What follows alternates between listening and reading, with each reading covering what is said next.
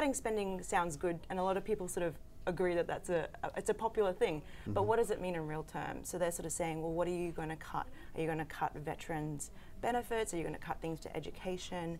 And so we're sort of seeing this sort of public negotiation take place. Welcome to Reporter's Notebook. We talk to the Washington Examiner's top journalists about the stories breaking on their beats. I'm Jim Antle, and I'm joined today by White House reporter Naomi Lim. Naomi, it's starting to get a little messy with President Biden and House Speaker Kevin McCarthy. We seem to be a very long way away from the St. Patrick's Day bromance. This debt ceiling stuff, it's starting to get real. I feel like everything has changed, but at the same time, nothing has changed. So basically what we've seen this week is House Republicans, Speaker McCarthy has come out with this proposal where he will agree to extend the debt ceiling by either $1.5 trillion or until March next year, whatever comes first, in exchange for a range of demands, whether it be sort of decreasing non-discretionary spending to 2022 levels, clawing back COVID-19 funds, a range of things that, you know, make sort of fiscal sense in some ways, but are poison pills to Democrats and the others. So what the White House is coming with at this was one, can McCarthy even pass this bill that we actually don't even have the final text and there's still negotiations happening. Right. Obviously he has to get 218 votes, he can only lose, what, 4? And so that's going to be sort of a very thin needle for him to thread. The other side of the coin is that they're still using the same message where they're asking, you know, cutting spending sounds good, and a lot of people sort of agree that it's a popular thing. But what does it mean in real terms? So they're sort of saying, well, what are you going to cut? Are you going to cut veterans' benefits? Are you going to cut things to education? And so we're sort of seeing this sort of public negotiation take place. What I think is interesting is that some red lines seem to be emerging.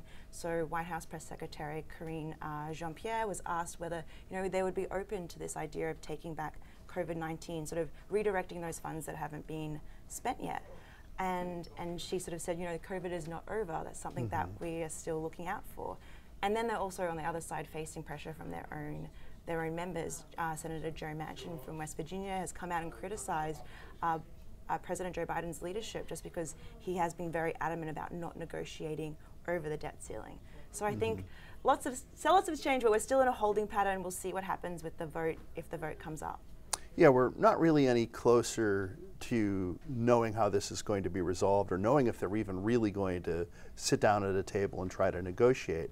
But the whole, I'll show you yours, I'll show you mine, you show me yours, your budget, my values, whatever, all that kind of stuff. We're at least a little bit closer to filling in some of those details. Exactly. I mean, we are getting like, the picture is becoming more defined. I just think that we're still like a little bit way off to sort of, you know, that proverbial sweating, like taking the brow kind of, but we'll see what happens in the next month. I think they've also reassessed maybe when the date X will happen, or the X date will happen when the Treasury will sort of run out of extraordinary measures that it can use to sort of account its way out of this, the debt ceiling crisis. So we'll see as that time comes closer. So now this is at least an area where the White House has been able to make some noise and keep the president out front and center. But as you've written, a lot of the oxygen is being sucked up by the Republican and the hypothetical Republican field, some of the actual candidates and some of the rumored candidates. They're getting a lot of news coverage. The president, after his return from Ireland, briefly had a kind of sleepy public schedule. Is it a good thing or a bad thing that maybe, you know, Donald Trump and Ron DeSantis are getting a lot more attention in the press than the president? Yeah, you're exactly right. I mean, like, you might disagree with the White House on policy issues, but they're practical in the sense that they kind of know that they're not going to pass, you know, any big legislation between now and the next election. What they really need to do is try and get credit for the things that they call their accomplishments of what they've achieved in the first 2 years of his administration. Now, whether the way to go about that is to go on these trips to Ireland and in Northern Ireland, where, you know, when things at home were sort of fever pitch with former President Trump's indictment and things like that, and as well calling public schedule what we call lids at 9 a.m. Right. on a Monday when things like the debt ceiling are top of mind. You know, is a very sort of there's a contrast there basically. Now, what Democrats sort of have told me is that there's an advantage to having a split screen where Biden can act presidential, going on these foreign trips, you know, hosting events and talking about the economy, where you're seeing sort of this mud fight, this burgeoning mud fight between, as you said, the declared and undeclared candidates on the Republican side.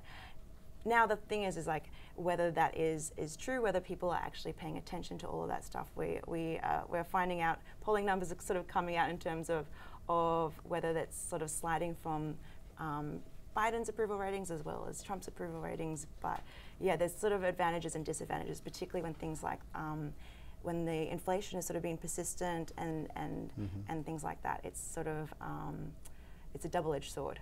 So you're saying that maybe normal people don't pay as close attention to this stuff as we do? Maybe. Maybe. So there's another piece that you wrote that talked about this mud fight, as you call it.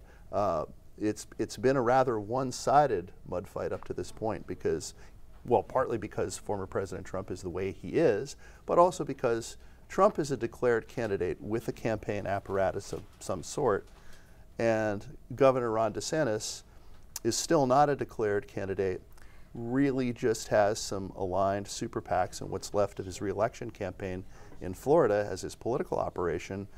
And they've kind of been a little slower to get in the mud pit with the former president. But some super PAC allies of Governor DeSantis are starting to change that a little bit, no?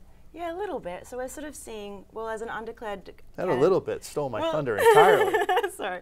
Well, I mean, we're sort of seeing, well, first of all, DeSantis' hands are a little bit tied because he hasn't declared. He's sort of waiting until the Florida state legislative session finishes in May. And we've sort of seen this evolution where he will say something that could be seen as like a little bit of a clapback in terms of Trump, but then sort of walk it back. And an example is his reaction to Trump's indictment, where he sort of said, you know, I wouldn't know anything about sort of paying hush money to porn stars. But then we're sort of seeing these ads, like it's sort of playing out on airwaves, it's also playing out in an endorsement fight. With the ads, it's funny because Trump's super PAC came out with an ad sort of really playing up this anecdote that we learned about Ron DeSantis and his sort of interesting way to eat chocolate pudding. It's a very visceral ad, got a lot of play on social media, got a lot of play on sort of cable news networks. But in response, they had a very limited ad buy from the DeSantis super PAC and sort of asking, you know, what happened to Donald Trump? And it was sort of a more policy driven about, you know, Social Security and Medicare. And so it's sort of interesting that they tried to pin Trump as sort of borrowing from this Biden and House Speaker Nancy, or former House Speaker Nancy Pelosi playbook. And sort of people that I've been talking to is that was that the most effective strategy? Because, I mean, do people that maybe are on the fence about Trump think that he's sort of closer to Biden than he is with the Republican field? So there's sort of questions about that. And then obviously we're sort of seeing a endorsement fight, particularly about from lawmakers from Governor DeSantis' home state of Florida, and just sort of this idea that Ron DeSantis is not particularly the most personable politician or really loving the glad-handing side of the job. And so I think we're seeing that play out in real terms, whereas before it was quite theoretical. But as you said, the whole thing is very theoretical because it's all a shadow campaign. It's a shadow campaign. So will this campaign be a debate about whether it's better or worse to eat steak with ketchup or eat chocolate pudding with your hands? Let's hope not. Thank you, Naomi. You can read Naomi and the rest of our political team's coverage at washingtonexaminer.com.